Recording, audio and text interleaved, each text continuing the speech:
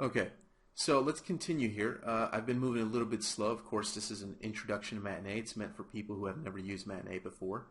I'm going to open up the Matinee. I'm going to move at a little bit more of a brisk pace here. And let's zoom out here real quick. Okay, so we've got camera 1. We've got our movement. We got one keyframe so far. So if we jump back in here, if you remember, what I wanted to do was I wanted to get this camera to sort of not really move, but kind of rotate in position and basically look up. That's going to require rotation, not actual movement. So let's go ahead and let's do that. So one way that we can do that is pretty simple.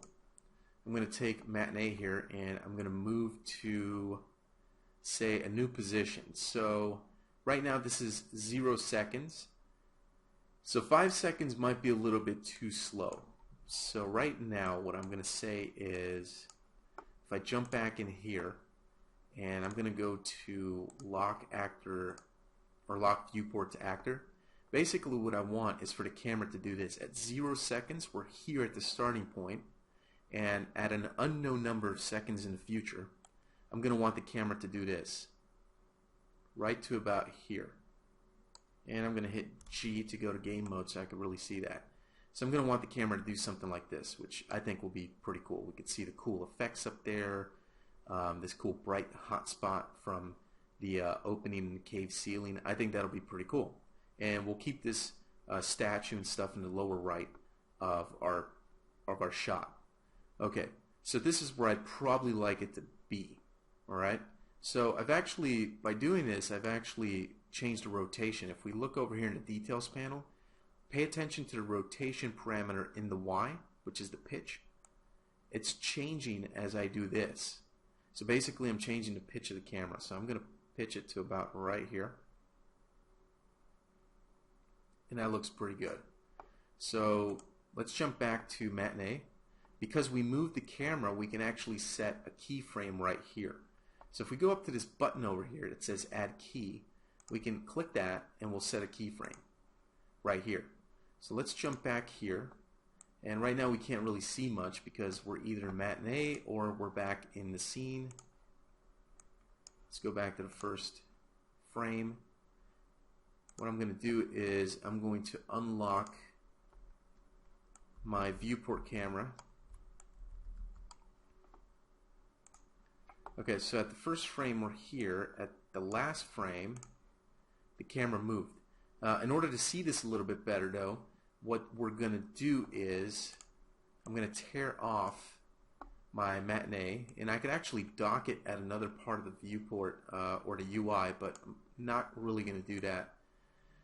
I don't have a lot of real estate here for my screen just because I'm trying to record this video, so I'm going to kind of move stuff around so that I could see a little bit better. And there's my preview down here. So you could see that at the beginning of the animation, if you look at the preview, we're down here. If I start to slowly move the timeline by just left clicking and dragging here, you can just click anywhere down here in the timeline, just click and drag, you'll see that my camera starts to pitch and look up, which is pretty cool. So it's doing exactly what I wanted it to do. So right now it's taking it 2 seconds to do that movement. So if I want to see what it actually looks like, I can actually just hit the play button over here, and then I'll click on stop. And this is going to play audio while you do that, by the way. So that's why you heard that.